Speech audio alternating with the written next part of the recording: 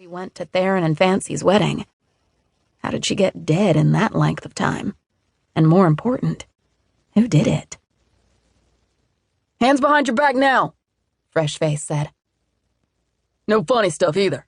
You have the right to remain silent." Grey Rim read him his rights. "I did not kill Stephanie," he said through gritted teeth. "And I'm the Pope," Grey Rim chuckled. 15 minutes later, he was in an interrogation room at the police station. He laid his head on the table and tried to get his wits together. He'd seen Stephanie the evening before. He passed the lobby on his way out of her room and waved at the night desk attendant. Surely, if he'd been there to murder his high school girlfriend, he would have been a little more discreet than that. In a few minutes, Grey Rim came into the room. "Where were you last night between midnight and 1 o'clock? "I want a lawyer. Call Allie Morton over at the courthouse. She takes care of my business," he said. "Have it your way. Only the guilty lawyer up," Grey Rim said. Hart didn't answer.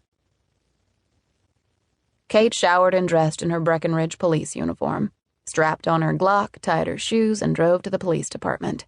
She yawned and looked forward to a long, boring day. She'd had enough excitement.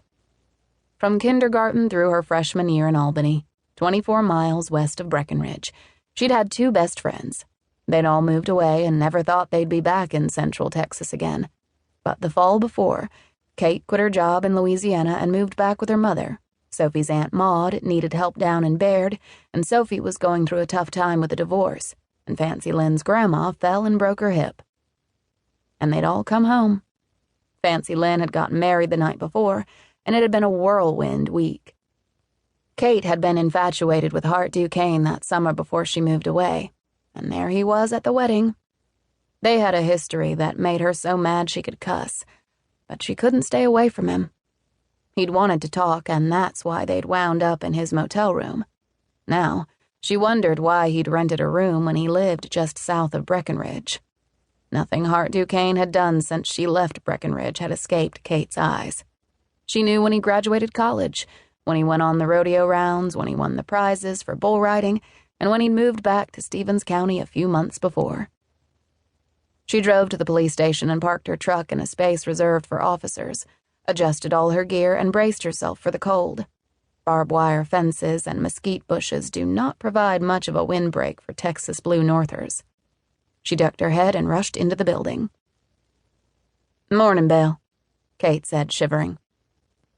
Belle had been the dispatcher at the station for so long that some folks wondered if she'd pulled a lawn chair up onto the lot 100 years before and they'd simply built the building around her. Her hair, dyed stovepipe black, was ratted into a gravity-defying hairdo that required enough hairspray to pollute the air in all of Stevens County.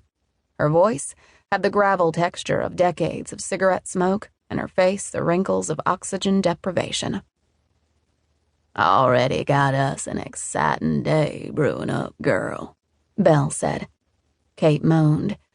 "Thought it might be a nice, quiet Saturday." "Not hardly.